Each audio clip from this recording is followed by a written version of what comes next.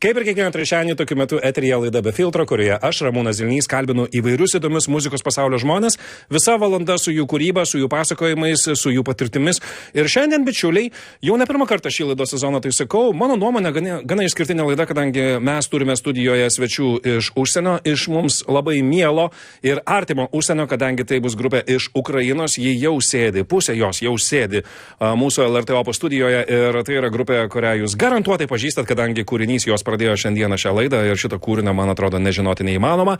Daina Šum, grupė Gerai, kuri lankosi Lietuvoje, šį vakarą surengs koncertą Vilniuje, menų fabrike Loftas.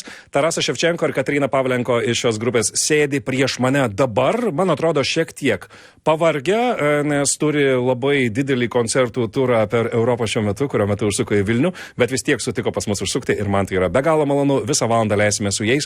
Taip pat galėsite laimėti 2 kvietimus į šį vakarą vyksantį jų koncertą, dėl to įsitaisykit patogiai ir mes savo pokalbį jau galim pradėti. Hi Taras, hi Katrina, how are you? Labą dieną. Labas. We're great. We're having a tour. We're having a show in Vilnius tonight. What could be better? Sako, jaučiasi puikiai, kadangi dabar yra gastrolėse, šį vakarą bus koncertas Vilniuje. Kasgi galėtų būti geriau? Actually, what I already told our listeners, and actually I need to repeat that information in Lithuanian, all the people who are listening can win 2 tickets to see you tonight. That's another little treat for all of them. Jūs galite laimėti 2 kvietimus į mano minėtą koncertą menų fabrike Loftas. Kaip tai padaryti? Labai paprasta. Žiūrėkit LRT OPUS Facebooką. Ten atsiradęs yra įrašas apie šitą laidą ir apie šitą mažytį konkursą, kurį mes dabar turim. Ir štai ten komentarų langelį po grupės Gerai nuotrauką reikia užduoti kokį nors klausimą grupės nariams. Aš jį perskaitysiu eteryje ir galų gale mes išrinksime vieną laimėtoją iš visų tų žmonių, kurie tos klausimus užduos ir jam padovanosim 2 kvietimus. Šį vakarą puikiai praleisite laiką Vilniuje grupės Gerai koncerte. You've been to Lithuania numerous times already. You first came, I believe, the summer after Eurovision Song Contest, so that was 2021, since when you came here several times. I do believe you have some memories. I do believe you made friends here. So what are the things that stick out the most? What are the things that you like about Vilnius the most? Maybe hate about Vilnius the most? Impressions that you have from your previous visits. So Vilnius, it was Lithuania. It was the first country where we make our performance after Eurovision, and it was very interesting emotions because a lot of people come to this concert. It was a big surprise for us, and we remember this moment. And after this, we have a joke that in Vilnius we have more concerts than in Kyiv. Vilnius ir Lietuva buvo pirmoji vieta, kurioje grupė Gerai surengė koncertą po savo dalyvavimo 2021 Eurovizijoje ir tai buvo nuostabus koncertas. Priminsiu, that was an outdoor show. Priminsiu, kad tai buvo lauke, tai buvo Vingio parke, botanikos sode ir taip viskas smagiai tada užsikūrė, kad jie sakydavo, jog vienu metu atrodė, kad Vilniuje jie turi daugiau koncertų negu Kijeve. Anything else, Taras? Anything else that you remember? Well, first of all, I just love this country. I love Lithuania. I love being here every time, not only on shows. Kate was right. Like when we got here for the first time, it was like you said, in July 21. We hadn't been expecting anything, so we were thinking like, okay, that's nice that we're going to some new country to have our shows. Maybe somebody would come and everything else, and we were pretty shocked by what really happened at the festival. So, other shows that we had in Lithuania after that, in Vilnius, in Klaipėda, in Kaunas, I believe. In Kaunas we have a TV show. Oh, yeah, certainly. And they always were like very nice. The audience was amazing. And I don't know why, but we always have like... when we come to Lithuania, we'll always have this like vibe that we want to give the best possible show ever, and well, I hope people like feel that, and yeah. Aš paklausiau ir Taraso grupės nario, ką jisai galvoja apie Lietuvą, kokie prisiminimai. Jis sakė, kad iš tikrųjų, kai jie pirmą kartą atvažiavo čia koncertuoti 2021 metų Liepą, visiškai nieko nesitikėjo ir kai pamatė, kaip juos sutiko, tai buvo visiškai nuostabu ir neįtikėtina. Kiekvieną kartą, kai atvažiuoja čia, jie jaučia labai šiltą priėmimą ir vėliau vykę pasirodymai ir Vilniuje, ir Klaipėdoje, ir Kaune buvo visiškai puikus. Todėl kiekvieną kartą, kai atvyksta į Lietuvą, jie turi tą jausmą, kad nori surengti patį geriausią koncertą, kokį tik įmanoma, nes Lietuvos publika, aš nebejoju, kad to tikrai nusipelno. What can we expect tonight at Loftus? You are in the middle of a European tour. You started in Iceland on the third week of October, so you've been going through it for quite a while.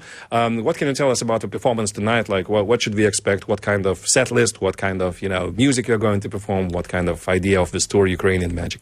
Okay, first of all, the tour is called Ukrainian Magic Tour Not For Nothing. So, first thing that people should expect from our show tonight is lots of Ukrainian magic.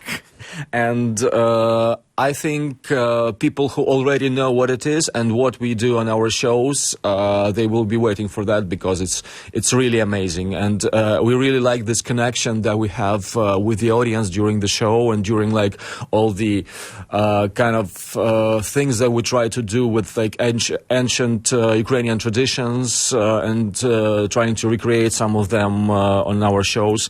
And well, so far people like it, and we like to do it with all of them, and it makes some kind of like a unity between us and the audience. That's and basically that's what Ukrainian magic is about the unity, about like caring about each other, about loving each other, and of course, people should expect a lot of energy and emotions during our show. So I always say that what I want people to have from our show is for them to wake up the next day and think something like, okay, so today I'm waking up and I'm going to make something good for this world. That's a beautiful answer. Also difficult to translate. It's a long one, but I love long answers. I'll do my best. Tai buvo ilgas ir gražus atsakymas į klausimą, kokį tikėtis šį vakarą iš grupės Gerai pasirodymo Vilniuje, menų fabrike Loftas, ir Tarasas Ševčenko grupės narys sako, kad šis turas vadinasi Ukrainian Magic, Ukrainos magija, ir jis taip yra pavadintas neatsitiktinai, kadangi scenoje jie ir stengiasi tą magiją sukurti. Yra daug užuominų ir į koncertą yra įpinti tam tikri akcentai susiję su senosiomis Ukrainos tradicijomis. Dar vienas svarbus dalykas yra, kad visose tose koncertuose yra labai aktualus vienybės jausmas, kurį grupė stengiasi sukurti kartu su savo auditorija, ir jiems atrodo, kad iki šiol tai puikiai pavyksta šitame ture. Šį vakarą turėtume tai išvysti ir Vilniuje, menų fabrike Loftas. Can I ask a silly one? Is Shum going to be performed? Oh, well, I don't know. I think yes. Maybe. Because many people waiting for this song. There were a couple of shows on our tour when people from the audience shouted like play Shum, like several times after each other song, regardless of the fact that we already played it. Okay. So but when it's different because every time people say play Ronenko.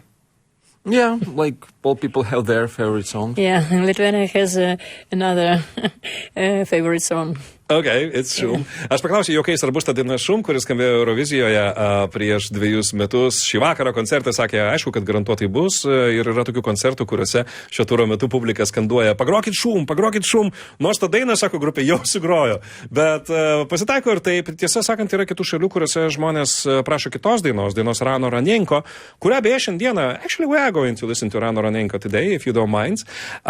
Ir kiekvienoje šalyje ta populiariausia Gerai daina gal kartais skiriasi, bet Lietuvoje taip. Daina Šum, kuris skambėjo Eurovizijai, būtinai bus ir ten. Primenu, galite užduoti klausimą grupei Gerai, LRT OPUS Facebooko paskyroje, arba beje padaryti tai elektroniniu paštu be filtro @lrt.lt. Antroje laidos dalyje mes būtinai tuos klausimus užduosime. As you mentioned, the tour is called Ukrainian Magic. Could it be called the most extensive European tour that you have ever done? Because you play lots of shows. This time, indeed, you go out and play all those places, like, from Iceland to like Ireland and Austria and all. How many gigs actually are you playing on this tour? I believe it's something like 31 shows. We're doing slight changes, so we're adding something, we're postponing something, but overall it's like 22 countries, 30 plus shows, and really it's kind of a big tour for us, and that's why it's very exciting. Are you tired already? Because you've been on the road for almost a month. Well, there are different kinds of being tired. We can be physically tired, but, we can have a lot of emotions from every show. We can be kind of tired 5 minutes before the show starts, but when the show starts, it's like something clicks and you are full of energy. So good news that the difficult part of tour is done, and in future it will be more simple. Hope so. Because of traveling, because of long, like flights and everything, or Yes, flights, road, it's weather. difficult for us. Weather. Okay. Illness because weather. Okay. Taip, grupė Gerai pradėjo savo turą, kuris vadėsi Ukrainian Magic Tour spalio 18 dieną Islandijoje, Reikjavike, ir po to buvo Airija, Škotija, Jungtinė karalystė, Danija, Švedija, Estija buvo, Suomija buvo, daug koncertų. Ir aš paklausiau, ar jie nepavargsta nuo tokio didelio koncertų turo. Iš viso per 30 koncertų 22 šalyse yra suplanuota, turo grafikas kartais yra šiek tiek koreguojamas. Sakė, žinot, yra labai skirtingos nuovargio rūšės ir pavargti nuo koncertų turo tikrai yra pakankamai malonu. Kartais 5 minutės prieš koncertą jie jaučiasi labai pavargę, bet užlipa į sceną ir kažkas tiesiog sprakteli ir viskas pasikeičia ir tada viskas būna scenoje puikiai. Taip pat sudėtingoji turo dalis, sako, jau yra praeityje, nes jie pravažiavo per visokią šiaurės šalis, kur ilgi kelionio atstumai ir šaltis ir kartais netgi peršalimai, lygos dėl to. Tai dabar tikisi nuo šiol viskas jau bus sklandu ir žinoma dar kartą priminkime, kad šį vakarą grupė Gerai koncertuos Vilniuje, menų fabrike Loftus. Do you actually have time to write a lot of new music since that Eurovision thing? Because my impression is that you are always like, you're touring, you're playing concerts, you're going there, you're going here. We are going to listen, of course, to Rusalochki today, and we are going to listen to Kalina. But do you have as much time as you would like to write and record new music? It will be better have more time to write a new music because a lot of demo music we have, but we need time in studio to finalize it. But today we will present 2 new songs in our concert, so just wait. And we're ready to release new music, but we need time to finalize all this stuff. Aš paklausiau, ar jie turi laiko kurti naują muziką, kadangi labai daug koncertuoja po savo sėkmingo pasirodymo Eurovizijoje. Sakė, kad taip, žinoma, bet norėtų turėti laiko apsilankyti normaliai įrašų studijoje, pabaigti tas dainas, kurių pradinės demonstracinės versijas dabar turi. Šį vakarą Vilniui bus 2 naujos dainos, taip kad atėję į koncertą galėsite jas išgirsti ir tikriausiai išgirsti pirmą sykį. Speaking of a tour, I mean, how would you describe the audience that is coming to the shows? Obviously, for sad reasons, there are a lot of Ukrainians who are abroad these days because they moved because of war to foreign countries. But how would you say, what is the mix? Are there half Ukrainian people, half, local people, other concerts where you go and see that most of the people are not from Ukraine? How would you describe the audience? Well, usually we have this thing during our show. We have this song when Kate asks people from stage where are you from? So are you from this city? Are you from this country? Are you from Ukraine or somebody else, somewhere else? And usually it appears that there are mostly locals who go to our shows. There are lots of Ukrainians, of course, right now due to obvious reasons. But there are usually really a lot of locals, and at first, it was kind of surprising because we're not singing in English, we're singing in Ukrainian. But I believe people just feel our emotions, our energy, and sometimes it's really not that necessary to translate lyrics to understand what Kate is singing about. And there are also a lot of people, locals, who sing along with us in Ukrainian. And it's really amazing. It's heartwarming, although they probably mix up some words, I would imagine, but yeah, that's a beautiful thing. Yeah. Aš paklausiau grupės, kokie žmonės susirinka į jų Europos gastrolių koncertus, kadangi jokia paslaptis dėl liūdnų priežasčių dėl karo Ukrainoje nemažai ukrainiečių, daugybė ukrainiečių yra išvykę į kitas šalis ir sako, kad kiekvieno koncerto metu jie paklausia publikos, kas iš Ukrainos, kas iš kitų šalių, kas yra vietiniai. Susidaro įspūdis, didžioji dalis auditorijos vis dėlto ateina vietiniai žiūrovai ir kas yra labai malonu ir įdomu, dažnai jie netgi bando dainuoti ukrainietiškai, nors turbūt nesupranta didelės dalies teksto, bet turbūt tas jausmas per muziką ir per tas dainas persiteikia taip gerai, kad tų dainų eilučių net ir nebūtina išversti. What has been the most surreal experience so far?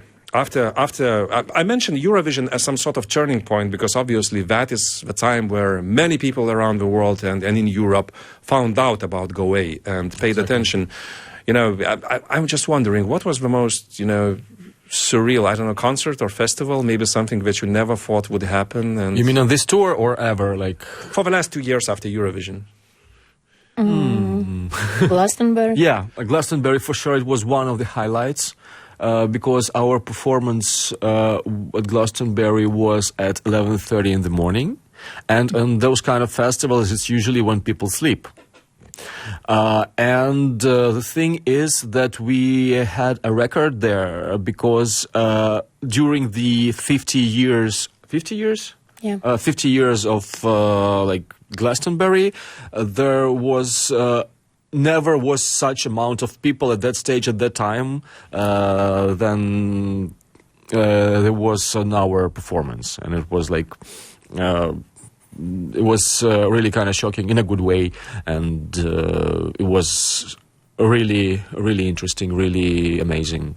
And one of those things, but actually it's kind of difficult to point out one thing, because there were a lot of different things. For example, Iceland Airwaves Festival, Pink Pop in Netherlands. Pink Pop, Pickle Pop in Belgium, all of them were really amazing. But to say this one thing, it was the most shocking for us. No, there were a lot of things. So yes, everything. Every time when we go to stage, it's every time it's a surprise. Every time it's new people, and sometimes we need to play the same songs, but audience every time is different, and we feel this connection with audience, and every show is changing in process, because people really help us to do it. Well, actually, maybe you should translate and then I'll continue or something. Yeah, because my memory disk in my head is going to get blank. Taip, aš paklausiu, kokie buvo patys įspūdingiausi pasirodymai per tą laiką nuo Eurovizijos 2021, nes tai buvo konkursas, kurio dėka turbūt didelė dalis pasaulio sužinojo apie grupę Gerai. Na, sakė, labai sunku išskirti vieną patirtį arba vieną renginį, nes daug buvo nuostabių pasirodymų festivaliuose Pink Pop, Pickle Pop Nyderlanduose, taip pat Belgijoje, taip pat Iceland Airwaves Islandijoje, bet aišku, labai ryškus pasirodymas buvo legendinėme Glastonbury festivalyje Jungtinėje karalystėje, vienas iš žymiausių festivalių pasaulyje, pats žymiausias Didžiojoje Britanijoje. Ir ten grupė Gerai grojo 11:30 ryte, 11:30 minučių. Tokiu metu paprastai publika miega. Tokiu metu paprastai niekas nieko nesiklauso, bet į jų pasirodymą susirinko didžiulė minia ir jie netgi pasiekė tam tikrą rekordą tuo paros metu daugiausiai žiūrovų surinkusios grupės. Okay, so I'll really try to tell a long story short. The thing is that it's really amazing, that has been amazing in last 2 years, that many people who started to listen to our music from other countries, they started to learn Ukrainian. We had this guy that came to us after our show in Poland. He was from Mexico. And he said something he referred to our poet Taras Shevchenko, but he was telling me I know all your poetry. And he started just to tell a poem by Taras Shevchenko in Ukrainian without any accent by heart. A guy from Mexico. Yeah. That is amazing. And we were like, what? But he knew that you are not that Taras Shevchenko. Of course. Okay. Or maybe he just believes in reincarnation or something. Yeah, or maybe he just, bad case of Googling. Dar vienas smagus dalykas, kad daug žmonių visame pasaulyje, kurie klausosi Gerai muzikos, išgirdę ją, pradeda mokytis ukrainiečių kalbos. Ir koncerte Lenkijoje priėjo žmogus, kuris yra iš Meksikos, ir pradėjo tiesiog be jokių klaidų deklamuoti Taraso Ševčenkos legendinio literatūros veikėjo Ukrainos eiles, tekstus, ir tai buvo tikrai visiškai pribloškintis dalykas. Aš paklausiau, kadangi Tarasas Ševčenko taip pat yra ir grupės Gerai nario vardas, ar tas žmogus iš Meksikos bent jau susigaudė, kad nesu tuo Tarasu Ševčenko šnekasi, bet ką gali žinot.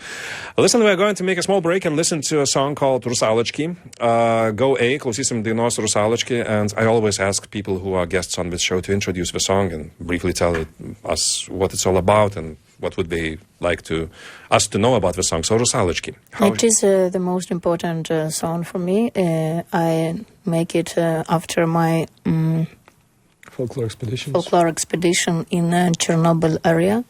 And I speak with old women who live in Chernobyl area before this...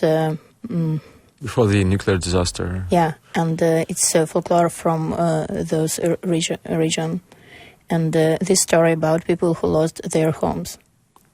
Mes klausysim kūrinio Rusalochki ir jisai turi išties jautrią istoriją, kadangi daina gimė po to, kai Katerina Pavlenko grupės Gerai dainininkė apsilankė folklorinėje ekspedicijoje Černobylio nelaimės atominės elektrinės sprogimo zonoje, kalbėjosi su močiutėmis, vyresnio amžiaus moterimis, kurios pasakojo apie savo gyvenimą iki tos katastrofos Černobylio ir apie namus, kuriuos jos prarado dėl šitos katastrofos. Taip, kad tikrai jautri daina. Pasiklausykim jos, netrukus grįšim į laidą Be filtro, kur toliau šnekučiuosimės su grupe Gerai.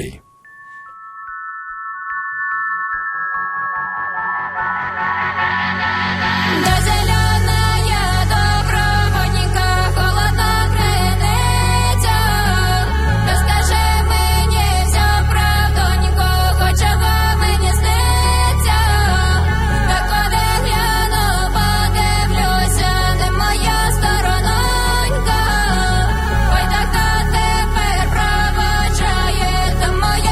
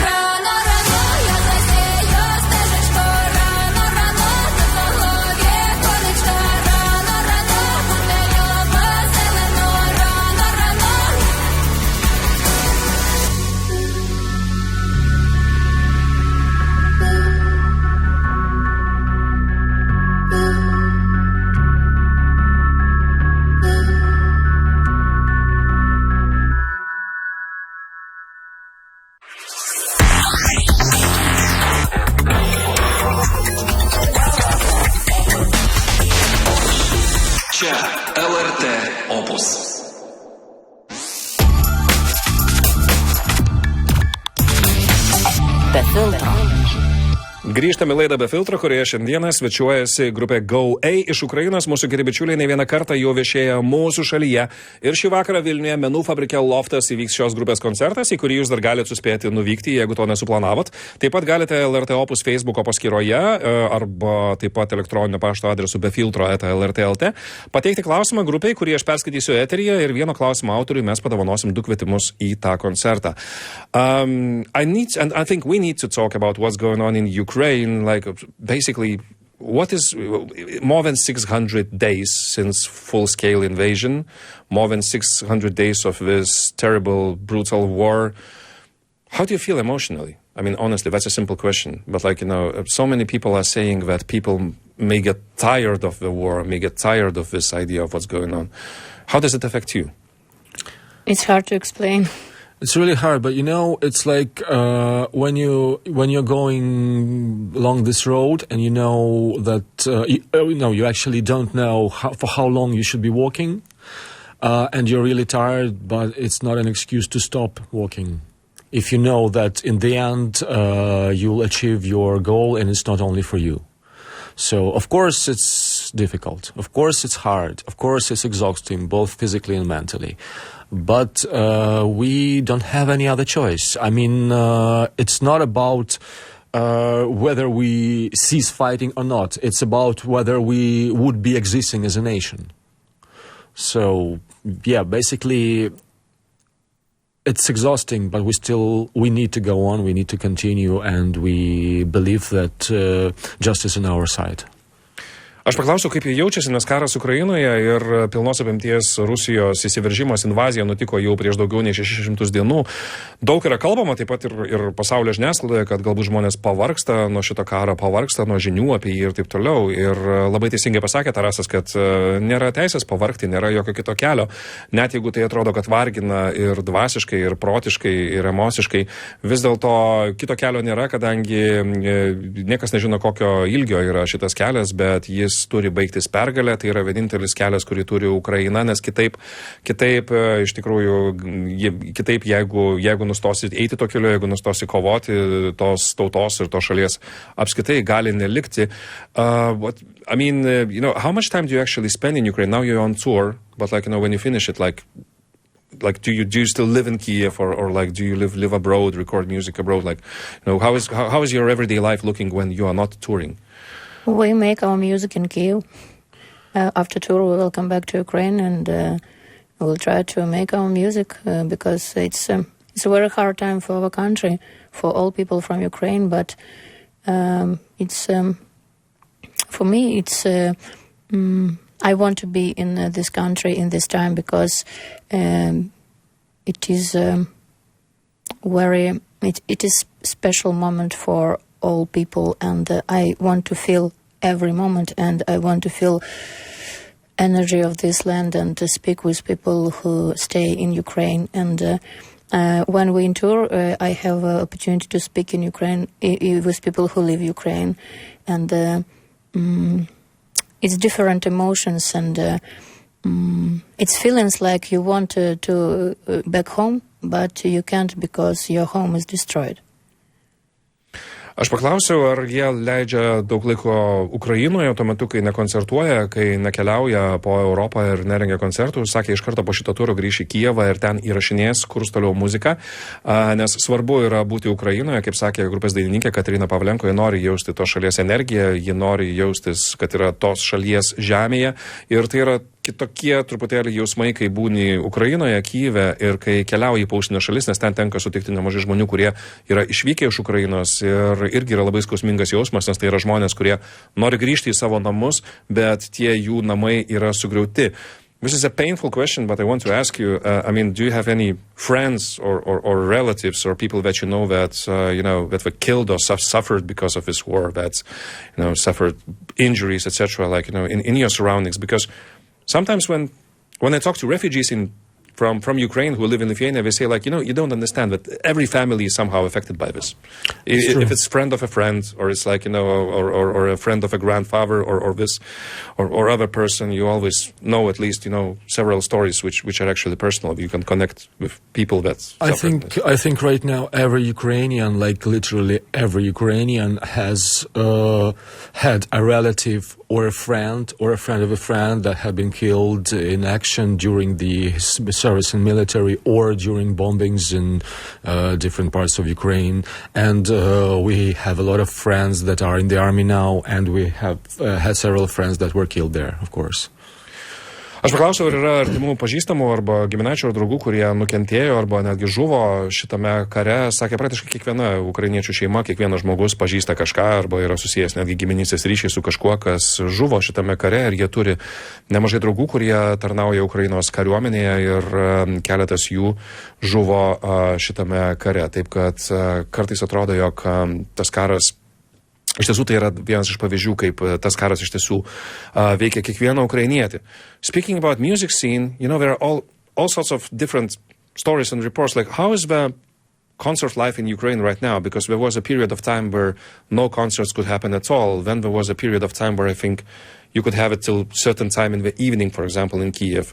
Like, did you have a chance to play any kind of concert in Kiev or in Ukraine in the last year? I mean, like, does any kind of music events happen? Because I think that's important for emotional being of people as well, to be able to see some kind of art and to see a concert or something. So is it possible at all to play in Ukraine? Yes, it's possible, but we have special area with shelters, and when air alarm was started, we need to go to shelter. It's near metro station. When war started, we cancelled all our tour, but we had a performance for soldiers who was in hospital, and because it's very important to show him positive emotions. It's like psychotherapy. And in August we had a performance in Kiev. It was open air, and we were lucky because this day was without air alarm, and people was very happy because everyone in Ukraine waiting for our performance. Visiškai kitokia realybė. Aš paklausiau, ar Ukrainoje įmanoma dabar rengti koncertus, kadangi žinoma dėl saugumo reikalavimų ir taip toliau buvo laikmetis, kai apskaitai nebuvo galima to daryti. Sakė, kad kai prasidėjo pilnos apimties karas Ukrainoje, Rusijos invazija, jie atšaukė visus savo koncertų turą, tačiau surengė koncertą kariškiams, kareiviams, nes labai svarbu parodyti jiems moralinę paramą ir kaip tik įmanoma juos palaikyti. Ir taip pat rugpjūčio mėnesį surengė koncertą po atviru dangumi Kijeve, ir jiems pasisekė, nes tą dieną nebuvo jokių oro pavojaus signalų, nebuvo raketų, nebuvo dronų skrendančių į Kijevą, bet taip, Ukrainoje įmanoma rengti koncertus, tačiau jie rengiami pagal tam tikras taisyklės, netoli turi būti slėptuvės, ir išgirdus oro pavojaus signalą, sirenas iš karto būtina yra eiti ten į tas slėptuves ir slėptis. I also noticed, and in your social networks we can see that you have a fundraiser, I believe for a man who's related to music, to arts, and he suffered a big injury during the war. So can you tell us a bit what is that all about? First of all, I want to say that in Ukraine, a lot of people serve in the military right now that are not military at all. There are musicians, there are scientists, there are doctors, there are people of different professions.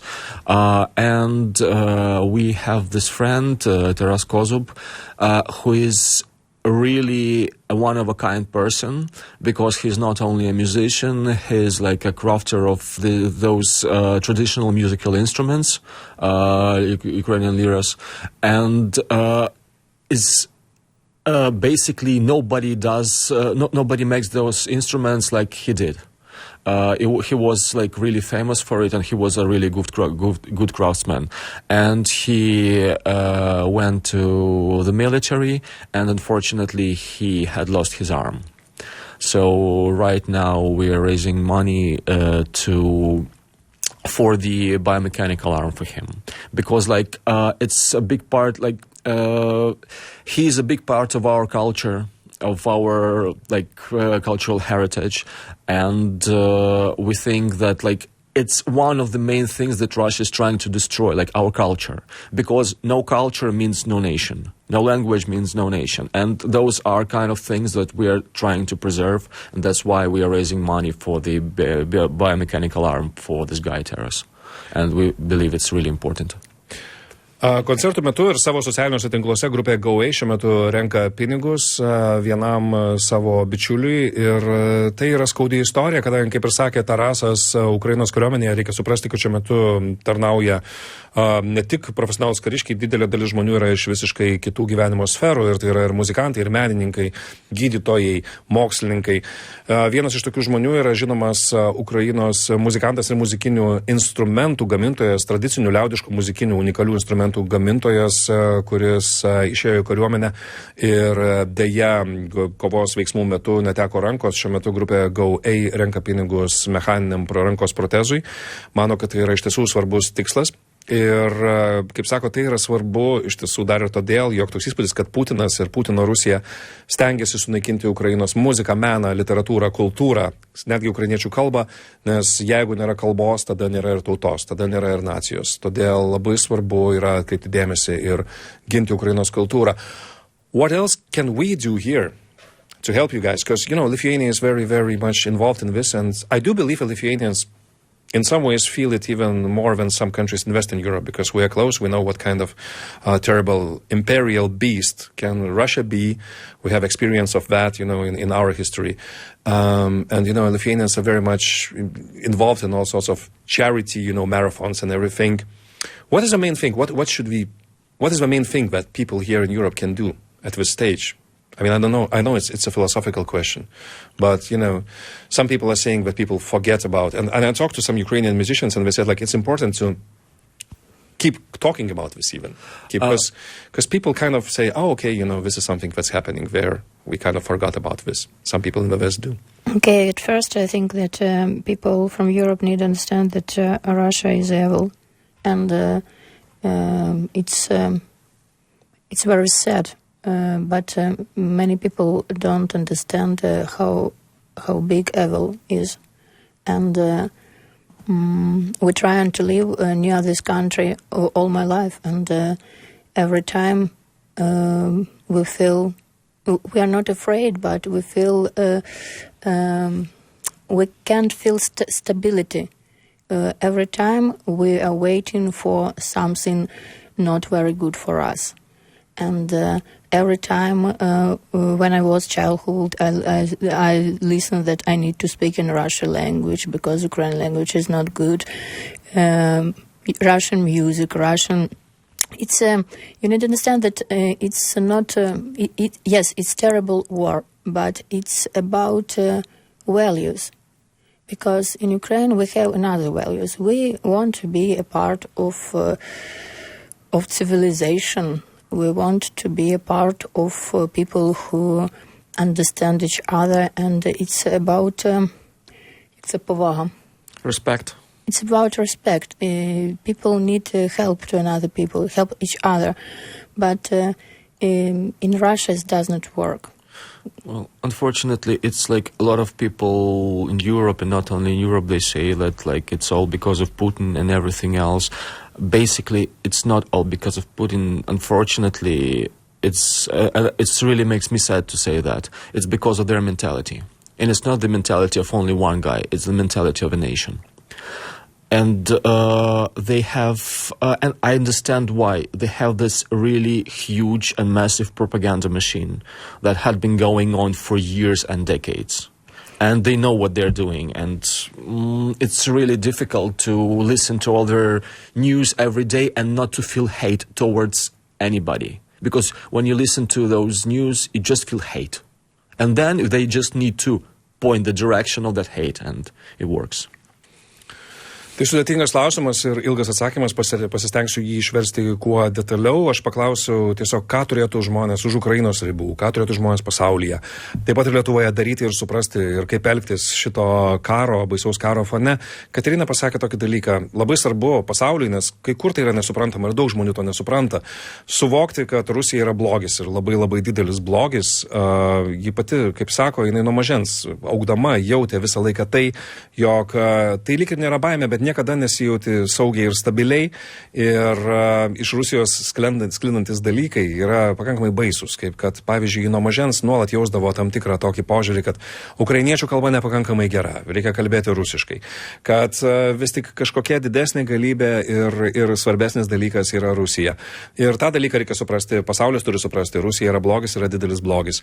Tarasas pridūrė irgi įdomų dalyką, jog daug kas mano, kad tai, ką daro Rusija, tai yra vieno žmogaus, Vladimiro Putino politika, jo nuomonė yra visiškai kitaip, jog dėja, jiems skaudu tai sakyti, jis įstikinęs, kad tai yra Rusijos žmonių mentalitetas, jog tikrai ne vienas Vladimiras Putinas jaučiasi taip, dėl ko dabar vyksta šitas karas. Ir kita vertus, Tarasas sako, kad liūdna, bet jam tai nenuostabu, nes Rusija turi labai galingą propagandos mašiną ir jeigu žiūri jų televizijos naujienas arba, saky, jų informacinę erdvę, neišvengiamai galų gale, tu pradėsi jaus neapykantą, o tau tada tiesiog parodo pirštu, į kam tą neapykantą reikia jausti, ir žmonės pradeda tą neapykantą jausti. Taip pat Katerina pasakė, kad reikia suvokti. Ukrainiečiai tiesiog nori būti civilizuoto pasaulio dalis. Civilizuoto pasaulio, kuris yra pagrįstas meilę ir pagarbą. Ir kalbant apie pagarbą, tai jeigu kalbam apie Rusiją, apie tokį žodį apskaitai net neverta kalbėti. We're going to listen to a song now. The song is called Kalina. I believe it's an important song, and I would like to ask you to shortly introduce it. Kalina, it's one of the main symbol of Ukraine. And this song is about powerful and it's about the power of symbols, power Ukrainian symbol, and it's also about this idea that it's really more difficult to create something, to build something, than to destroy. To destroy is always the easiest way, but it's also the wrong way. Aš paklausiau, kągi galim pasakyti apie dainą, kuri dabar skambės. Kalina yra simbolis, Ukrainos stiprybės simbolis ir pats kūrinys yra taip pat apie tai, kad visada yra lengviau sugriauti negu pastatyti. Griovimas visada yra pats lengviausias kelias, pastatyti nėra lengva.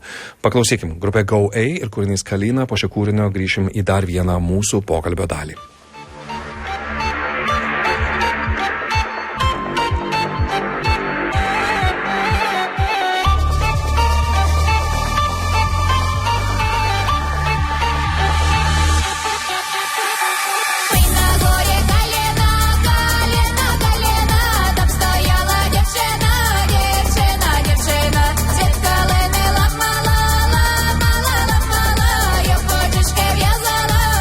Соловья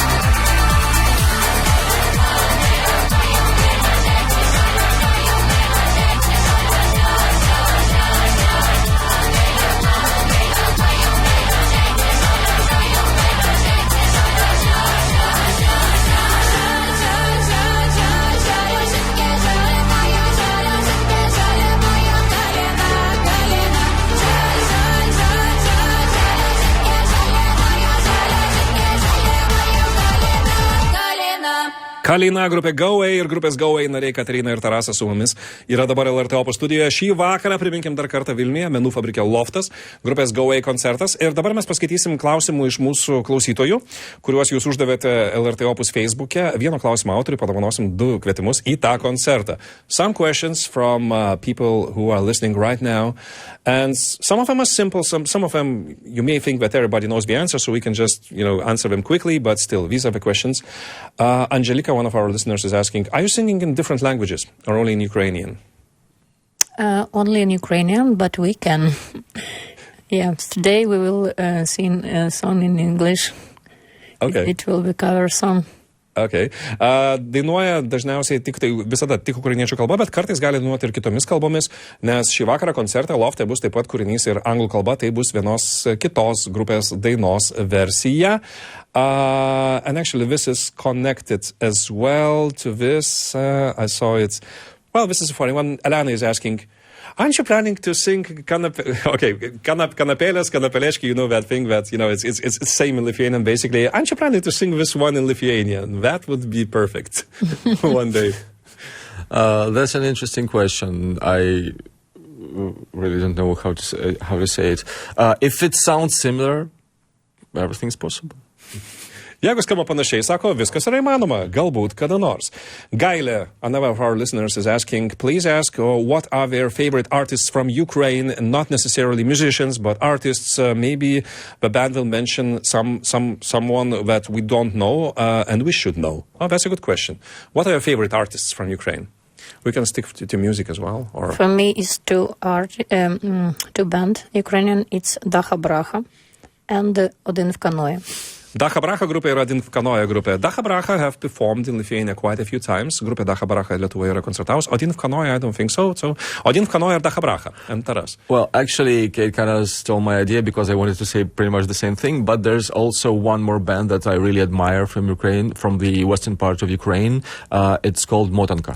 How is it called again? Motanka. Motanka. Yeah, so it's kind of more heavy music, but it's really interesting. And so they play kind of like heavy music with some traditional Ukrainian things in it, and it's really interesting. Taip, dar vienas pavadinimas Motanka iš vakarų Ukrainos ir groja, sakė, sunkia muzika, bet su tradicinės ir folkloro ukrainiečių muzikos elementais, taip kad tikrai verta tos grupės pasiklausyti.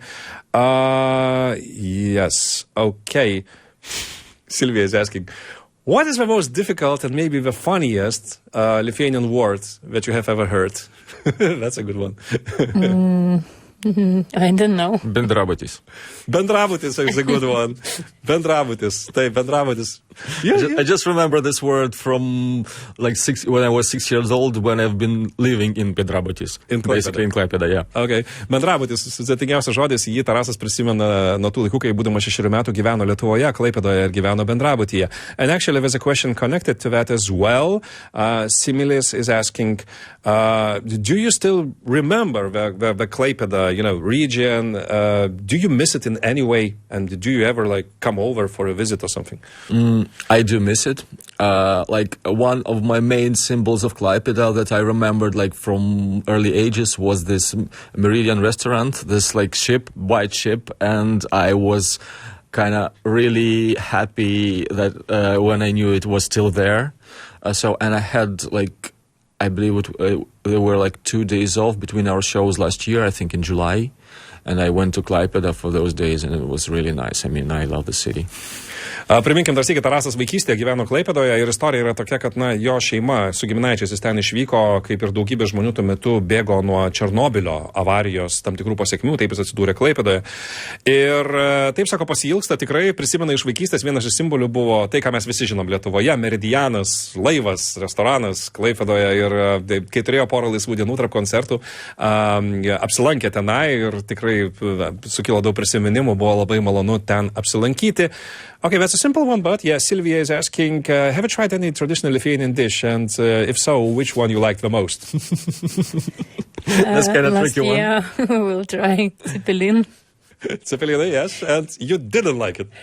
It's very strange. It's extravagant. It's not for everyone, let's face it. But you tried it, all right. Yeah, it was very interesting, but someone said that we need to try, not boil it, but crispy. Mm-hmm. Yes, you can bake it as well. Yeah. And I really like this. I don't know how this dish is called in Lithuanian, but this baked bread. Oh, Yeah. baked With bread is garlic good. and Yeah. cheese sometimes. I really like it. Okay, yeah, it's simply called baked bread with cheese and garlic. Taip, bandė cepelinų. surprising. Su cepelinais nelabai gal pasisekė, bet jie žino, kad pabandys dar sykį, nes kažkas sakė, kad reikia pakepinti cepelinų pabandyti. Cepelinų neįsimylėjo, bet labai mėgsta keptą duoną su česnaku ir su sūriu. Ir kasgi nemėgsta keptos duonos su česnaku ir su sūriu. Okay, let's pick another one.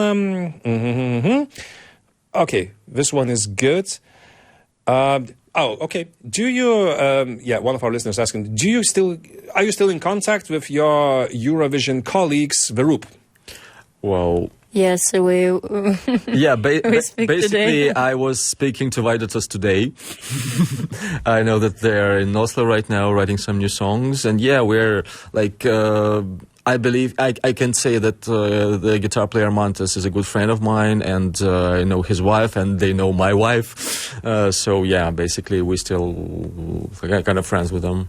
Mm-hmm. Unfortunately, we don't have like a lot of time to meet in like real life, because like I hope that they would come to our show tonight, but they're not in Lithuania right now. So yeah, basically they're running from us. Okay.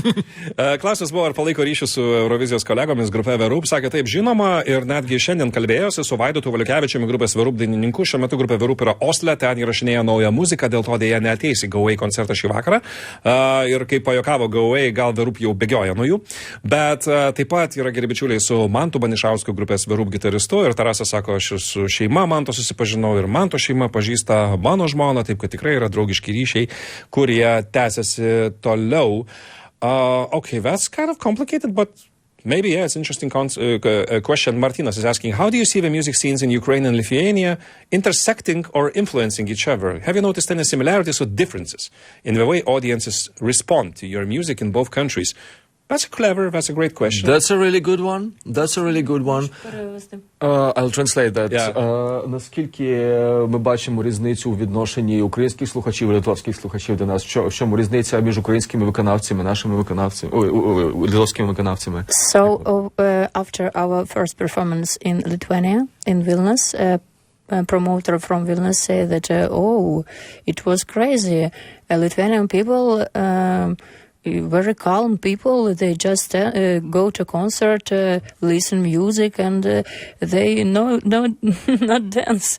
But you make it was surprised that people from Lithuania start to dancing with us, because a concert every time Finnish people, Scandinavian people, they also calm, but they dance with us, and we don't feel this difference, but after our conversation with promoters, they say us that yes, audience is different, but we make something.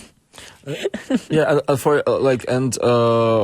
sometimes people don't really remember our band's name, because we had this thing, like we met some people, some of our fans on the streets, and they said, "Oh, you're from that band called Shum." This is funny.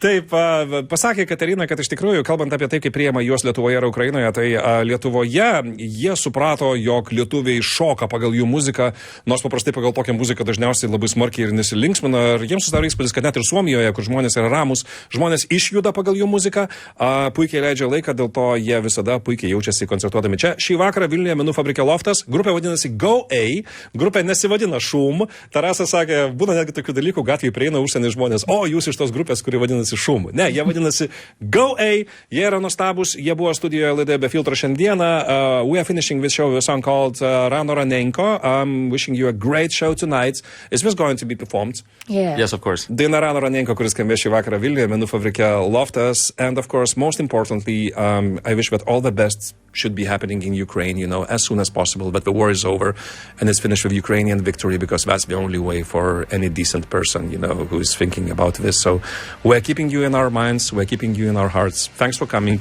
and have a great show tonight. Ačiū. Thank you so much. Ačiū. Palinkėjome be jokios abejonės Ukrainai pergalės. Tik tai pergalę gali baigtis tas baisus karas, kuris vyksta jų šalyje. Šį vakarą Go Vilniuje menų fabrike Loftas. Ačiū, kad klausėtės. Facebook'e pažymėsime, kas laimėjo 2 kvietimus į šitą koncertą. Primenu, kad laidų įrašus visada galite surasti internete LRT radiotekoje. Aš laidos vedėjas Ramūnas Zilnys. Su jumis atsisveikinu. Iki.